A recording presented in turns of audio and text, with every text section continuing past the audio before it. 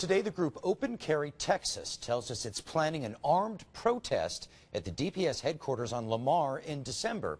And that's coming after two men were arrested at the Capitol over the weekend for carrying black powder pistols, which is legal. Fox 7's Casey Claiborne joins us live in the studio with an update on all this. Casey. Yeah, Mike, the handguns were actually collector's items made before 1899.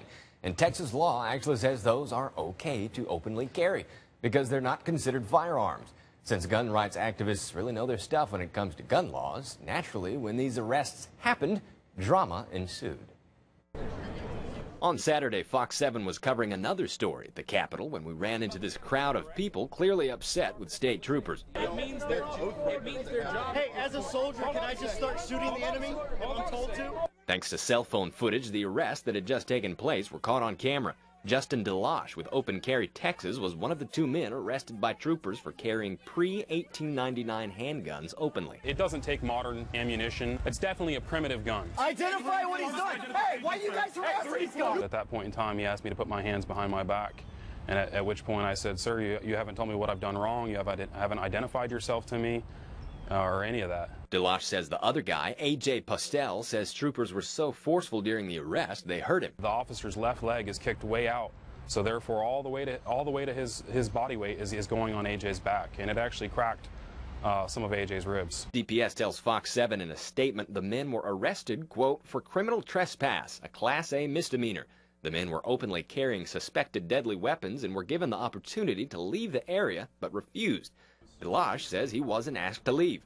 UT Law professor Richard Segura and law student Phil Harris helped us flesh out the law in the Texas Penal Code. Firearm does not include a firearm that may have characteristics of weapons made illegal and that is an antique or curio firearm manufactured before 1899. Harris says there are plenty of questions that remain to be answered. I'd say the two are, did the officers have the ability to ask them to leave?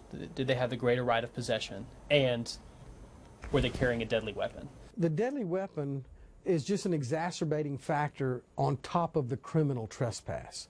In other words, the deadly weapon makes the punishment range greater for the criminal trespass. The true question is, should they have been arrested for criminal trespass, irrespective of whether they had the deadly weapon or not? Sir? Yes, sir. While we were interviewing DeLosh Wednesday afternoon, this happened. A trooper took him to the side and asked him if he was openly carrying a handgun, but since it was just his empty holster in protest of not getting his gun back after being arrested, the officer let him go. And one of the issues raised after Saturday's incident is the cursing and overall angry behavior of the crowd in response to the arrest. DeLosh says he doesn't condone that and encouraged the group to be calmer the next time something like this happens. In the meantime, Open Carry Texas is meeting with DPS later this week to talk about what happened.